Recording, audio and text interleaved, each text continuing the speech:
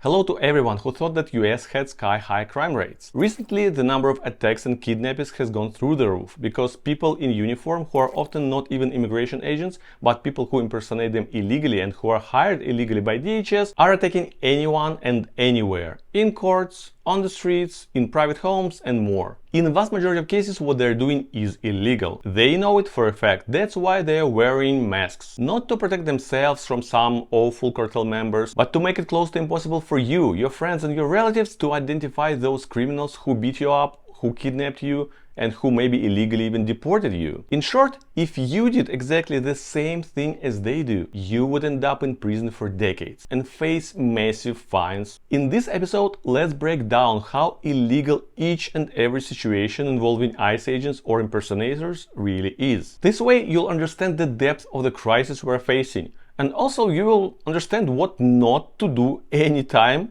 when you're coming into the US, or even if you live here already and have a green card or some work visa or even a US citizenship. Watch this video till the end because I will explain how can we all help in this situation without risking our lives and freedom. My name is Paul and you're watching The Green Card Show, the only channel on YouTube created exclusively to help immigrants. Welcome to America!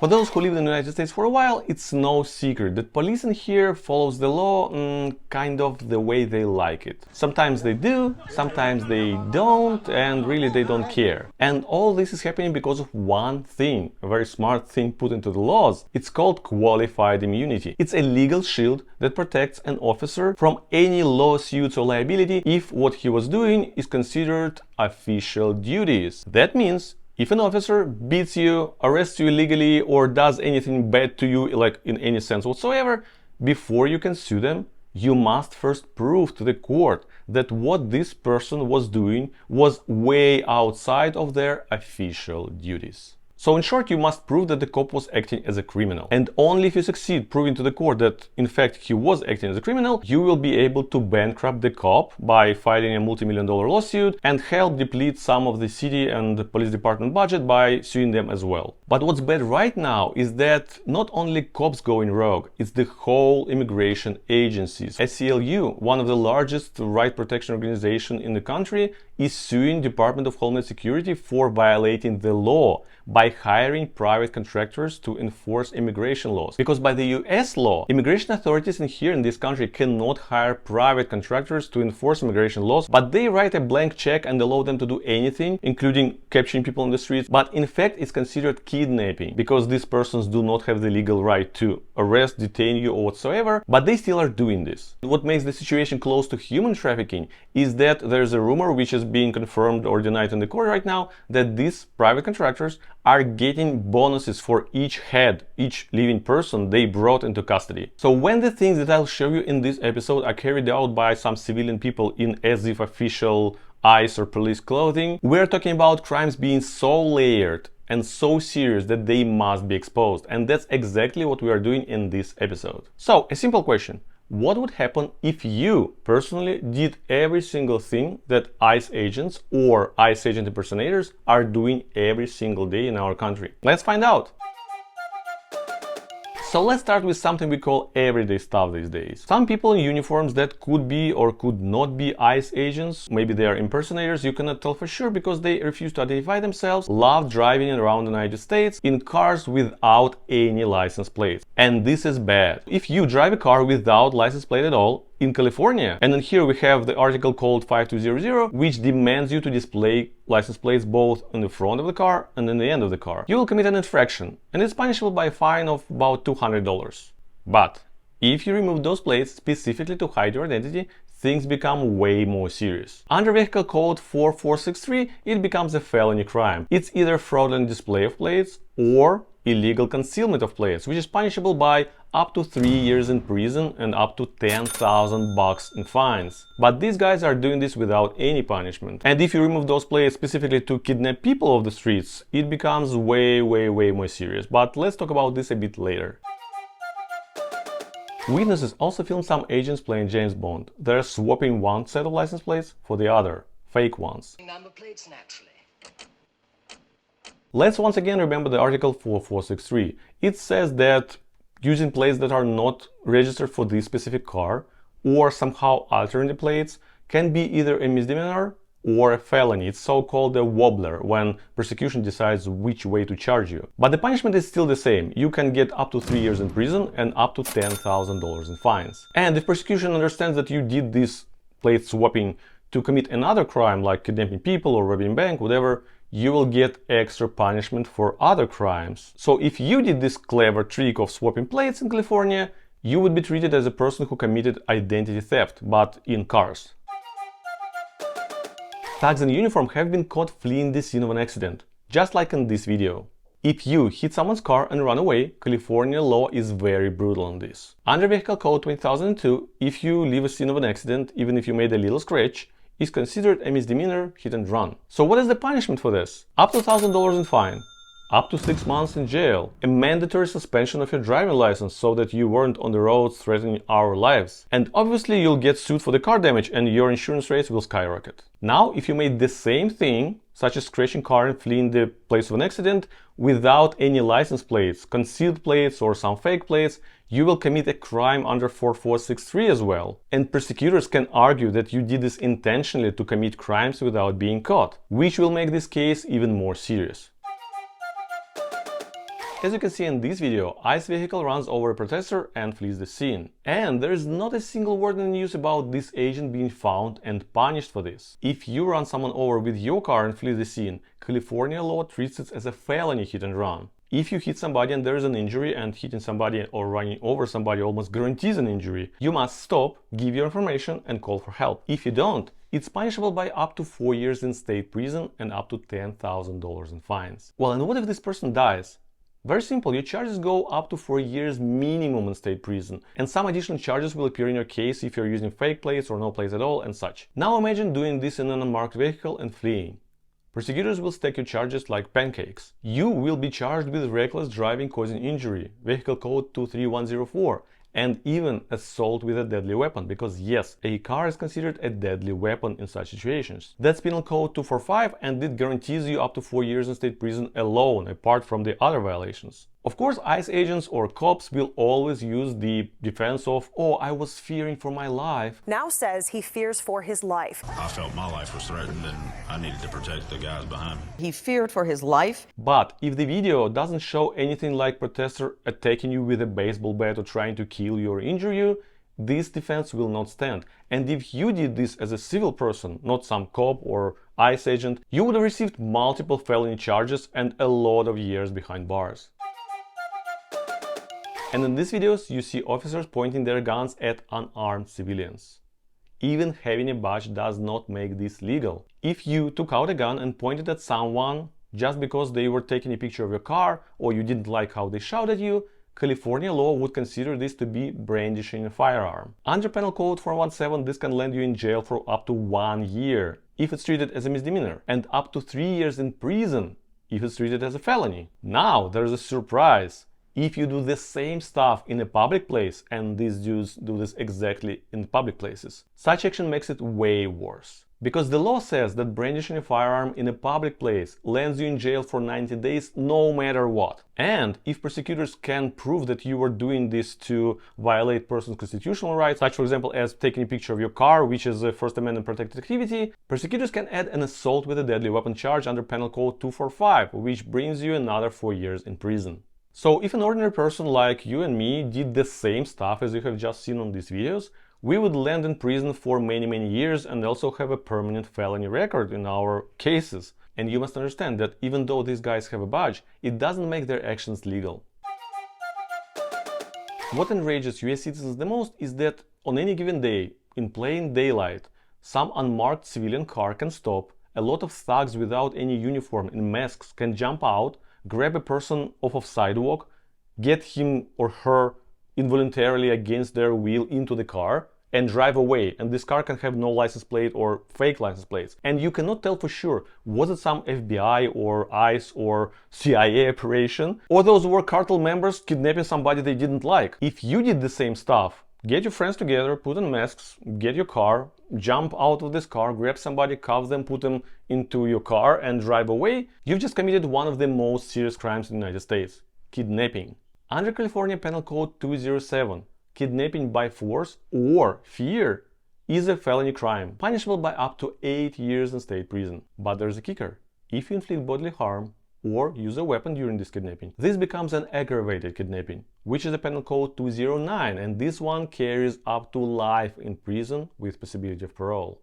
Add assault and battery, Penal Codes 240 and 242, which bring another year in jail as well to your charges. Plus false imprisonment under Penal Code 236, which is another charge. And if you pretend to be law enforcement, that's another charge of impersonating a law enforcement officer, Penal Code 538D, which brings you extra 3 years in jail. Sounds nice, right? So this violation alone, if I did this, you did this, your friends did this, would bring all of us up to life in prison. This is how serious this stuff is. In this video, some random civilian-looking guy in plain clothes without any badge or uniform is forcibly trying to remove a woman from a public parking lot. If a real officer grabs someone by the arm and tries to remove them from public property, doing this illegally, it will be an abuse of authority. Under federal law 18 U.S.C. 242, using a badge to violate somebody's rights if injury occurs can end up putting you in prison for up to 10 years. In California, grabbing someone by the arm by a peace officer is considered a felony under Penal Code 243. And the fun part is that any unwanted physical contact counts, even without an injury. This brings up to 3 years in state prison. If you also hold a person or restrain them against their will, it's false imprisonment, Penal Code 236. If done with force or violence, it becomes a felony, up to 3 years in prison. And on top of that, it's a direct First Amendment violation. And Americans just love suing for that. And by doing this, an officer opens the door to lawsuits under 42 U.S.C. 1983. And if this guy just pretended to be a police officer, he violated Penal Code 538D, which brings him up to 3 years in prison. So once again, if an ordinary person like myself or you just did the same stuff this dude did, and if we pretended to be police officers, we would end up in jail or prison for many years. In Boston, an ICE agent made headlines. He allegedly kidnapped a person from the courthouse. And he didn't just do it before the hearing or after the hearing when the person was denied the right to stay in the United States. He did this during a recess between the parts of the hearing. And the judge, when he happened to know about this kidnapping, ordered the ICE agent to return this person into the court for the judge to finish the hearing. But the ICE agent refused. It's a case of obstruction of justice. And by doing this, he allegedly committed the crime of contempt of court. That's exactly the charge that the judge announced to this agent. If you walked into court during a recess and dragged somebody out, congratulations, you have just committed multiple crimes at once. First, it's false imprisonment under Penal Code 236, up to 3 years in prison. Second, if you move this person somewhere else, it's called kidnapping. It's up to 8 years under Penal Code 207. And if you cause some bodily harm or injury or used a weapon to intimidate a person, it's Penal Code 209, which can end up to life in prison. But it gets worse. Doing this inside of court violates the judge's authority and leads to contempt of court charges under California Code of Civil Procedures 1218. For a civil person like yourself, it would mean up to 5 days in county jail and up to $1,000 for each contempt of court charge. But if the judge ordered you to return a person and you refuse, that's additional contempt of court, so 5 days more and up to $1,000 more. If judge tells you to do something else and you disobey, 5 days more, $1,000 more. And each refusal of yours will be treated as a separate contempt charge. But there's also a federal angle. Obstruction justice is a violation of 18 U.S.C. 1503, which can bring you additional 5 years in prison just because you interfered with an official court proceeding. So just like before, if you or I did the same stuff, we would end up in prison for decades. If you handcuff a US official, like a commissioner in New York, without legal authority to do this, you have just committed a stack of crimes. In the situation in this video, ICE agents claimed that the commissioner of New York was interfering with their special operation to detain some illegal aliens, whatever. But the thing is that ICE has no authority over US citizens just for asking to show a warrant. That's what commissioner was trying to do. He was trying to get a warrant from these guys to see that they are legally detaining, arresting a person. ICE's mandate is immigration enforcement, not detaining American officials. Under California law, this could be false imprisonment, Penal Code 236, that can bring you up to 3 years in state prison. And if you move this official to some other place against their will, it can be kidnapping under Penal Code 207, which can bring you additional 8 years in prison. And if the victim was a public official performing their official duties, it escalates even further. So even though ICE officially claims that he was interfering with their work, the law is clear. Detaining a US official for questioning a warrant is illegal. And if you or I did that stuff, we would end up in prison for decades. And let's go to the last violation on our hit parade. Now this one is off the charts. If it's a private contractor who kidnaps people on the streets, it's a serious felony. But if he was doing this under pretense of law enforcement, that makes it a whole stack of crimes. Under California Penal Code 207, as I told you before, this is called kidnapping, which brings you up to 8 years in prison. And there is an injury or some extortion involved, you can end up with life in prison. Add false imprisonment to this, Penal Code 236, which can add you some 3 years in prison. And if this private contractor claimed to be an official law enforcement agent, he committed a crime under 18 U.S.C. 912, pretending to be an official law enforcement officer. And this is punished by up to 3 years in federal prison. And just because these actions target immigrants without any warrants, it's also a civil rights violation under color of law. 18 U.S.C. 242, which means 10 years in prison or even life in prison if the victim dies. And as I highlighted in the beginning of this video, ACLU right now is suing DHS exactly for this, for hiring private contractors who by law cannot enforce immigration laws to enforce immigration laws. So everything I have just told you can be applicable to these guys if we can prove that they are not in fact law enforcement officers, but some private contractors who are kidnapping people off the streets.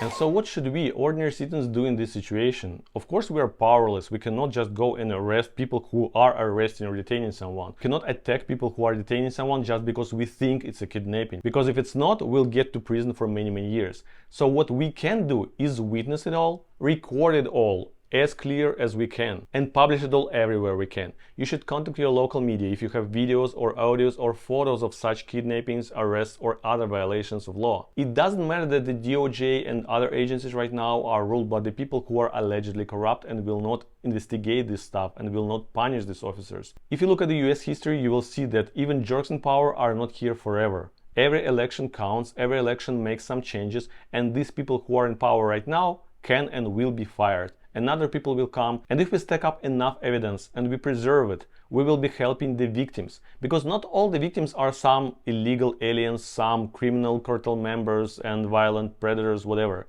Many of the victims are US citizens, which is a proven legal fact. ICE agents and impersonators are arresting people who just look criminal. People whose skin color is darker than mine and who look Hispanic. And if they look Hispanic, they are criminals, right? So that's how ICE agents and impersonators think, and that's how they act. They just detain these persons for looking not like a white American dude or girl. Please visit the sites of all your local news stations. They always have a link called News Tip. Please send all these videos and photos to them. That's exactly what you must do. They need some fresh news, and these news are fresh as hell. And so if you do this, you get some more publishing, some more evidence getting into the big world of media that will be reposted by other media. And by this, you're preserving this evidence. This person who was kidnapped, for example, if he or she is a US citizen, they get out of jail or this false imprisonment, and their lawyers will find these articles with this video, with these photos. They can find you as a witness, and they can ask you to testify in their favor. So in this case, you are fighting this ugly, corrupt, and absolutely criminal system by not being an activist who is trying to go through barricades or just to get beaten by cops. No, you're a passive activist who records and preserves evidence, and your job is super important. Please do call 911 when you see this. If you see some people in masks without official uniform in a civil car kidnapping somebody, call 911 and say that you're witnessing some guys who are looking like cartel members, who are maybe armed if you see guns, and who are kidnapping a person. Give them the car license plates, even they are fake, or tell that the car doesn't have plates. This all can help the victim later to show that these guys were preparing for this crime. They took off the license plates to make it harder to find them. So in short, just be safe and help others be safe. And if you have some money, donate to organizations like ACLU who are fighting for your and my freedom.